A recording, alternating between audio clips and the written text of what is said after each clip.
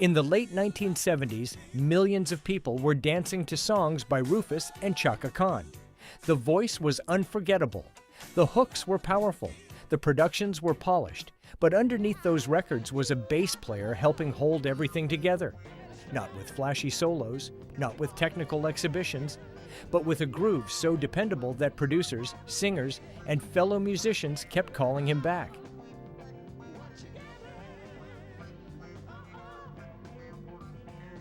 A few years later, that same bassist would be working under the guidance of legendary producer Quincy Jones during one of the most celebrated eras in R&B history. Yet despite helping shape the sound of an entire generation, Bobby Watson never became a household name.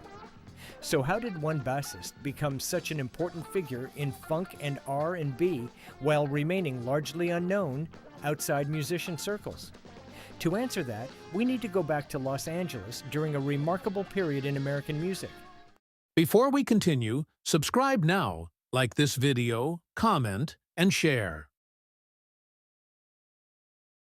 Long before the major tours and platinum records, Bobby Watson was developing his skills in Southern California.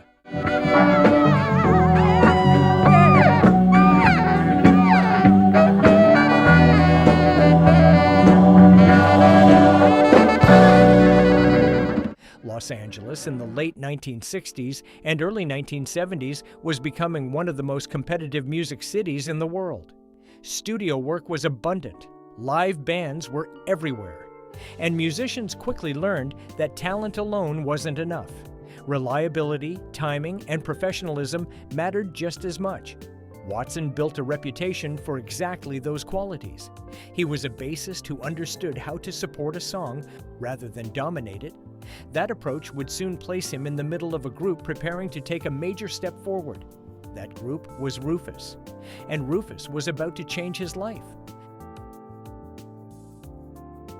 When Bobby Watson joined Rufus, the band was still evolving. The group already had talented musicians and a unique blend of funk, soul, and rock influences, but their identity was still taking shape. The arrival of Bobby Watson alongside guitarist Tony Maiden helped solidify a rhythm section capable of competing with the best bands of the decade. Their timing couldn't have been better. At the same time, a young vocalist named Chaka Khan was emerging as one of the most powerful voices in popular music. The chemistry was immediate.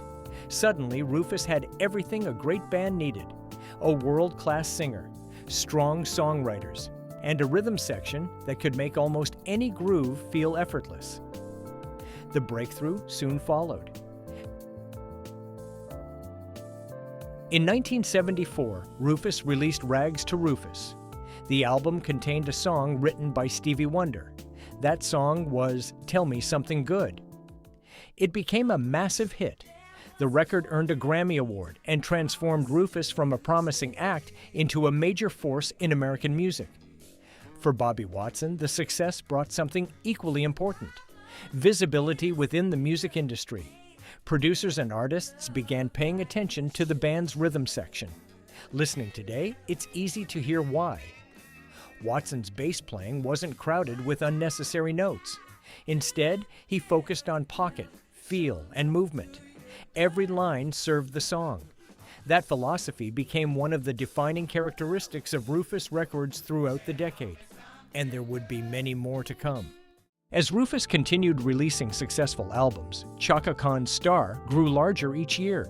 Songs like Sweet Thing, Hollywood, and At Midnight, My Love Will Lift You Up showcased the band's remarkable musicianship.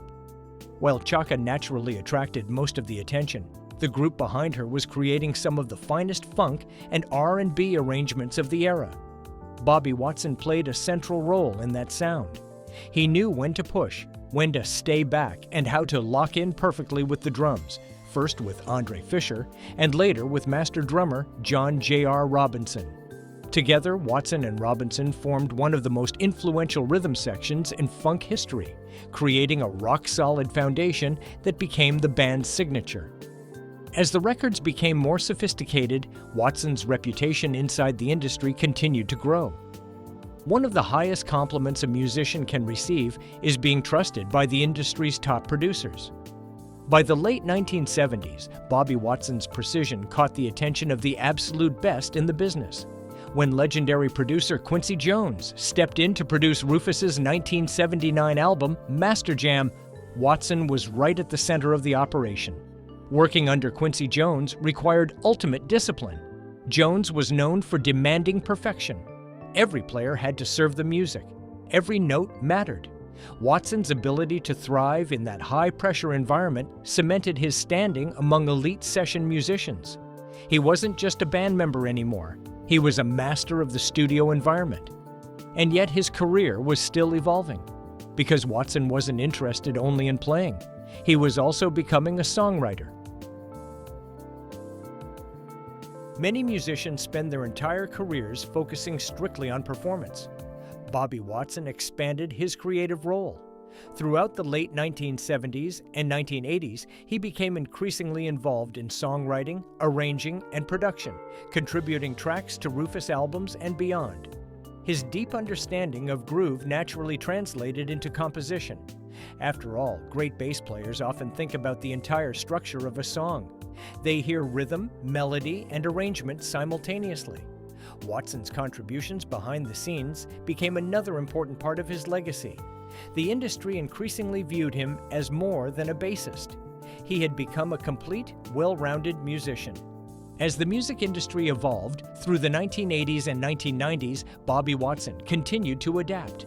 Like many seasoned veterans of the 1970s funk era, he shifted focus toward production, publishing, and mentoring newer generations of artists. Watson understood that creating music and understanding the business behind it were equally essential for longevity. His decades of experience inside top-tier recording sessions gave him a unique perspective. He had witnessed great hits being built from the ground up, and he carried those production values into every project he touched. Yet even as time passed and musical trends changed, musicians still remembered him first for one foundational thing: the groove. And that groove never went out of style. Ask bass players about Bobby Watson today, and a common theme emerges. Consistency. His playing rarely demanded attention for itself. Instead, it rewarded careful listening. The more closely you study Rufus recordings, the more you appreciate the choices he made. The note placement, the dynamics, the seamless relationship between bass and drums, the ability to make difficult things sound completely natural. Those qualities explain why so many bassists continue revisiting his work decades later. His influence isn't measured through flashy headlines. It's measured through records that still feel alive on the dance floor. The story of Bobby Watson reveals an important truth about great music. Many of the musicians who shape an era never become its most visible stars. Their names may not appear in mainstream documentaries as often. Their faces may not appear on magazine covers, yet their fingerprints are everywhere. From the peak of Rufus and Chaka Khan to sessions guided by Quincy Jones, Bobby Watson helped create the soundtrack of a golden age in American music. His bass playing demonstrated that groove is not about complexity. It's about feel. It's about trust. It's about making every musician around you sound better. And decades later, those classic recordings continue to prove exactly why Bobby Watson deserves to be remembered as one of the essential bassists of funk and R&B. Thank you for watching.